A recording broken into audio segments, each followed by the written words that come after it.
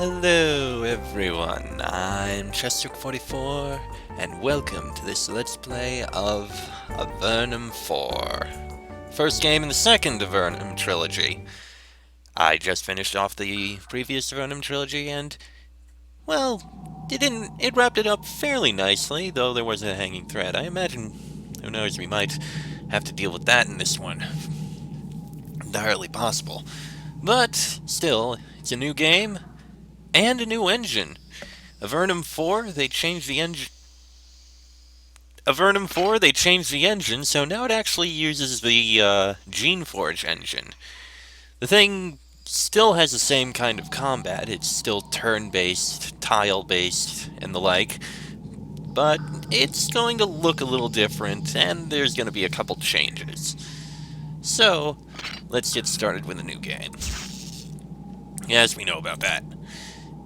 As you can already see, the images we're going to have on the side are different, and the icons are going to be different. Hell, the basic human soldier basically looks like a guardian, and it does change a bit, as you can see. And yes, there are Sliths, only 2 models, and Nephils, also only 2 models. Well, anyway, also it's nice that it says all those kinds of things. Anyway, I will go ahead and... Oh yes, and of course, while it's still the same thing with it costing points in order to improve everything, it does look slightly different, as you can see. Plus, of course, there's different traits and like, so I'm going to get going on making all the characters, and I will be back once I've done just that. Alright, once again, I've got the group set up, and as I've kind of been doing in the past couple of games, I've been naming it after a group of people from something that I happen to enjoy. Figure this one actually is a sort of tribute towards the fact that the creator passed away recently. But anyway, we have Nova, the human soldier. Her main thing is that she's going to be armed with a pole weapon. She's going to be charging in forwards and fighting hard and strong, just to make sure that she kicks as much ass as she possibly can. Might be a bit too happy with it, but at least she's always happy with it. Liren we have as a rebel. Pretty much, he's going to be fighting with a sword and shield right next to Nova, and trying to keep up with her. Probably won't be too easy. John is going to be our priest. I would have given him a clumsy trait if that was possible, but unfortunately there isn't. So, but he's pretty much got a pure, strong spirit, and he might be able to help with fighting a bit. So, he'll have that. And Pyrrha will be our sorcerer. I'm actually going to try something new with her, and try and give her a, what was it? Going to try and give her javelins and the like to use, if ever she needs to. It'll be interesting to have to deal with those. That said, here's our group: Nova, Liren, John, and Pyrrha. Without anything else to talk about here, let's go ahead and get started. Avernum is a place. It is a nation that exists entirely underground. The Avernites live far below the surface of the world, in a huge, seemingly endless network of caverns and tunnels. There are forests of giant fungi and black subterranean lakes. It is a hot, wet, shadowy place lit by glowing fungi and kept warm by natural steam vents, and it is inhabited by proud people determined to make their fortune and maintain their independence. The surface of the world is entirely controlled by the mighty Empire. Avernum began as a prison colony. The Empire teleported its misfits and petty criminals into the underworld, a life sentence with no parole. But that unhappy past was years ago. The Empire now tolerates Avernum and grants it some degree of independence. Travelers can move back and forth between the surface and the depths. Avernum is now a land of fortune seekers. Miners, explorers, and adventurers come to explore the tunnels, looking for valuable metals, gems, and crystals. Avernum is a perilous place, though. Monsters and bandits roam the more remote passages, looking for settlers to ambush and rob, or worse. Thus, Avernum maintains an army which defends its citizens. And Avernum also trains and hires adventurers. Adventurers are mercenaries, wanderers, blades for hire, who roam Avernum and track down monsters and criminals in return for the hope of wealth and fame. You are adventurers. It is a career with great potential, but a high casualty rate. You have only just finished your training. Because of your promise, the castle soon hired you to keep the peace. You have been sent to Fort Monastery, one of Avernum's smallest and most remote outposts. These caverns are dotted with small mines and farms and perpetually troubled by goblins. That is why you have been sent out here. The goblin infestations have become too widespread for the small garrison to handle. You have only just settled into your quarters in the dank tunnels under the fort. You are supposed to go upstairs to Captain Matos and receive your orders. Goblin hunting is a poor way to begin your career. The creatures are wily, nasty, and poor. It is more pest control than a task for an aspiring hero. But you have to start somewhere. And maybe, if you're very lucky, something terrible will happen soon. Something will give you the opportunity to display your heroism, face terrible foes, and withstand great danger. Unfortunately, your wishes are about to come true. And with that, here we are in Avernum 4. Oh, doesn't this look familiar? Welcome to Avernum 4. These early sections are a tutorial which will help you get started. Yes, yes. Learn how to walk. Geez, there's not even really any movement. Just moving around. So, we have all this. We even have a map we can look at, and we are right up here. I don't think they're... Oh, you know what? They have expanded. This wasn't here before. Neither was this grindstone here. Yes, this entire area wasn't actually settled before. This'll be interesting. Let's see, is there anything else new? Fort Draco's still there, Formello's there. Up, Used to be a passage between there. Was it cut off? No. No, the caves around Formello. I could have sworn that was... Yeah, that should have been where Mortax lived. Anyway, Eastern Gallery, Fort Dovno, Silvar, Fort Dranlon. Looks like Kotra was rebuilt. Myrtis, Tower Colony. Ah, yes, something I didn't mention in the previous game. In the previous game, if you took a very long time and went out to day 160, the Mage's Tower got taken over by demons. Again. And completely destroyed. At least that's what I remember happening. I never actually took that long. Camp Samuels, that's new. Almaria, the castle, Patrick's Tower, Fort Remote, Blosk, Fort Emerald, Fort Saffron, Spire Fortress. Spire and Barga, I guess it looks like they survived the occupation by the Empire. Aside from that, there doesn't look like much else that's new. Can't see the unsettled lands or the northwestern tunnels, so... well, it'll be interesting. Also, we can train whenever we want now. And we don't actually have any gear whatsoever. Okay.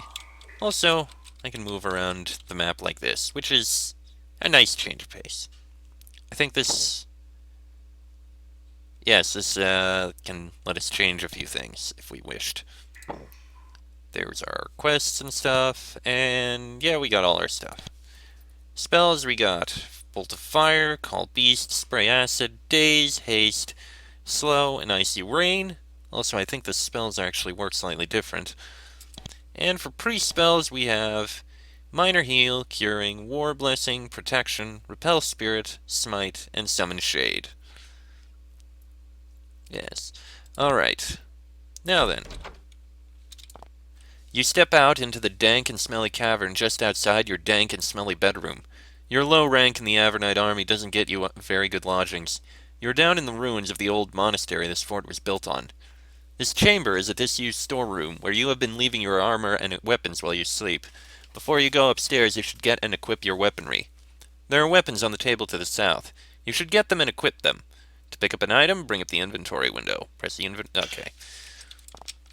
Yes, let us equip. Getting items. You'll have to use a short sword for now. And the rest of you will be using daggers. Alright. The blade in your hand makes you feel much better. Avernum is a poor land. Like most weapons down here, it is dented and dull. However, it should do to fend off an angry lizard or arachnid. You should get the armor and shield from the other table. Also, there's a helmet in the box to the east. Okay.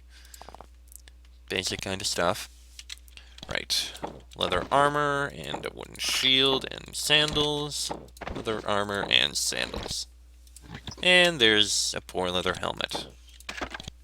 Alright. Moving on. Oh no. Somehow a goblin managed to slip down here. It's not too surprising. These lands are infested with these vicious little creatures, and Fort Monastery is not terribly secure. They've been sneaking in constantly, causing all sorts of trouble. When a creature attacks you, da-da-da-da-da-da-da-da-da. Alright. And unfortunately, that's a change I'm not a huge fan of. In the previous games, of course, whenever you saw enemies, you could still keep moving and just run into them and slam your blade into them. Granted, the only person who could attack was the person in front, and you only got one move, while all your enemies got a move. So your previous three didn't get a move, but it was nice if you ended up in a situation where your enemies couldn't do much and you were fighting really weak guys. Now, unfortunately, it's not enough action points. Oh, so we're going with the needs 5 action points in order to do anything thing. Great. Also, if I remember right... Ah, yes! Spells now have area of effects instead of choosing specific targets. Also, now that I think about it... There. You have just killed an enemy. Sadly, there are many more to come. The yada yada yada tutorial. Okay. Peace up there. Right, you we should also put minor heal, curing, and smite. I feel like the volume is very low on this. Don't know why. Mushrooms. I don't know if we actually need them, but I'll take them anyway. The goblin mischievously closed this old rusty gate behind it when it snuck down here. It sealed itself in, probably not realizing that you were down here. Fortunately, you can reopen the gate by turning the wheel to the south. Yay! Yeah, the volume is very quiet. Sorry about that. Magic spells are very useful, yada yada yada, we know how to cast spells. Oh, I will say that there is someone in the corridor ahead. You prepare to defend yourself, afraid that another goblin broke in. But then you see that it's Baudry, the cook for the fort. She seems nervous. She seems to want to talk to you. To speak with her, click on her. We'll do that in a moment. Nothing in there. A couple bars of iron. Can take those. Baudry is a tall, hardy woman, unusually heavily built for the poorly fed citizens of Avernum. Her skin has the pale, translucent look of those who have spent their lives in the underworld. She is the fort's cook. She may have come down here to get some supplies. Oh, what's going on? Did I hear a fight? Yes, a goblin snuck in. Nothing important. Baudry looks around nervously. Goblins? Even down here? I wish Captain Matos would figure out how they were getting in and squish them. I was looking for some mushroom flour. Maybe I'll look for some somewhere else. It should be all right. I cleaned it out. Baudry peers into the darkness, listens to the dripping water, and shudders. I'm sure I'll find some somewhere else. Why don't you come to the dining hall? Stew is ready soon. She turns to go back upstairs. Quickly. I guess that's the way back up. Let's take a look at it. Anything down there is nothing down here. Trash. This object is completely useless. It also doesn't smell any good. Hey, a healing potion. Also, we have quick use items, and we can put quick spell slots and such. Also, first aid is actually more useful now. As now, when you have first aid, you regain health and spell energy at the end of every combat. There's no more resting. Also, there's no more outdoor overworld map. You just run around everywhere. These are the stairs up to the main... Okay, get your new orders. We'll do just that. You enter the main barracks for Fort Monastery. The air is fresher up here and the building's more spacious. After a few weeks down in the hole, you look forward to when you get moved up here. You should wander around the fort and speak with people. You'll learn a lot more about how things work. Also try holding down the tab key thing. That's a thing now. Captain Matos walks over to you. He is deathly pale and looks much older than he is, like most residents of Avernum. The experience of running Fort Monastery has aged him even more. Life is tough in Avernum, and even worse out here on the frontier. Oh, you're finally up. Good. You've had enough time to rest and get settled in. I need you to start working on the real job you're out here for. You note that his armor and weapon are old and dented from many minor battles, and some major ones. On the surface, the Empire would have replaced his equipment long ago. Here in the underworld, you have to make do with what you have. Tell me about Fort Monastery. Well, it's one of the newer forts in Avernum. We only really claimed this land a few years ago. It's a lot smaller than Fort Draco or Fort Dranlin or the others. Why is it called Fort Monastery? There used to be a monastery out here. Bunch of crazy monks, skilled healers but reclusive. Tried to live out here on their own. Didn't work out well for them. The giants got the better of them. This fort is built on the ruins. I remember that monastery. In the first and second game, when you encountered them, they taught you the spell that brought people back to life after they died. How long have you been here? I've been in charge here since Fort Monastery was formed. I wanted my whole life to fight for Avernum. Pity it wasn't in a more important place. How long have you lived in Avernum? All my life. Some come down here from the surface to seek their fortune, but most Avernites were born down here. I was born not too long after the Second Slith War. In fact, I'm third generation. The Empire threw my grandfather down here originally for one crime or another. Why did the Empire banish your grandfather to Avernum? Funny thing, but I have no idea. He never said. Most of those old codgers were eager to say why they got banished. It was a badge of pride. Grandpa always kept quiet about it. What do you want me... Captain Matos paces around the barracks looking for things that need doing. What is it? Something else you want? What do you want me to do? Well, the first step is to get you outfitted. We don't have much quality gear out here, but we're going to spare some of what little we have for you. Don't misuse it. There's some storerooms at the west end of the fort. There's a bow in one and a potion in the other. Go collect them. When you're outfitted, I'll get you started on the next step. A bow and a potion. That all we got? Alright. Ah, that's Captain Matos. Okay. And that's just a soldier. Well, we can look around and such. Closed door and steal stuff. Excellent. There's a scroll and leather bracers. Not bad. Yeah, I'm gonna have to turn up the volume. Okay, can't take any of those. Can't take those. More barracks. Ah, cloaks. Perfect. And a tunic. May as well wear that. Javelins. Sadly can't take them. Nothing I can take from there. Sign says barracks. Yes, saving our game. I don't think we really need to quite yet. Dropping and using items. Yes, that's all trash. Yeah, I'm gonna have to turn up the volume. There is a stone obelisk in this alcove at the back of the fort. It is carved with strange glyphs and symbols. The corners of the stone are still sharp, and there is no moss on it. Doesn't look like it's been here long. There's a strange electric feeling in the air, and your hair stands on end. There's some sort of powerful, unidentified magic here. Small wonder, then, that the soldiers are staying a safe distance away. Looks like an interesting artifact. You wonder what it's for. Well, let's do the thing any adventurer would do and touch it. You touch the obelisk. A painful shock runs up your arm. You pull your hand away. Something just happened, but you don't know what. And that's it seems. You are at the entrance to one of two storage caves at the west end of Fort Monastery. If you explore the storerooms, you can find some useful supplies and learn more about the... Okay. Let's see. Well, we got gloves, although the braces are better. And more iron. Bow has been left on the table here. Missiles can be valuable weapons, yada yada yada. Alright. Grab... Okay, move closer. Grab the bow, and we'll give it to John. Alright. The other storage cache looks like it's over there. Let's take a look in some of these buildings. Tool use isn't high enough. Oh well. That one we can go into, though. Coins. More leather armor. And the javelins that I wanted to try. 3 pounds. 1 pound per javelin. Okay. Pyrrha, you will be using the javelins. And here, alright, close the door.